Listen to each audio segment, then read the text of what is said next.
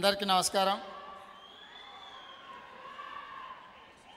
రాముగారి సినిమాలో శివ చూస్తే శివ అవ్వాలనిపిస్తుంది, సత్య చూస్తే జేడి చక్రవర్తి అవ్వాలనిపిస్తుంది, సర్కార్ చూస్తే అమితాబ్ బచ్చన్ కావాలనిపిస్తుంది. మరి బొంగవిటి చూస్తే ఏమనిపిస్తుందో సినిమా చూసి మనందరం, ఎందుకంటే రాముగారి సినిమాలు అంత ఇన్స్పైర్ చేస్తాయి, చూసేటప్పుడు మన మీద అంత ప్రభావం చూపిస్తుంది.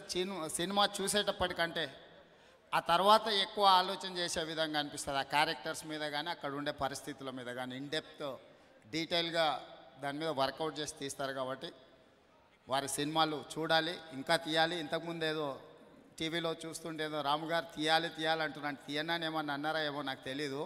అట్లా అంటే మాత్రం ఊరుకునేది లేదు. వారి సినిమాలు తీయాల్సిందే, మనం చూడాల్సిందే. యూనిట్ సభ్యులకు, ప్రొడ్యూసర్ కిరణ్ గారికి, రాము గారికి అందరికి కూడా నా శుభాకాంక్షలు.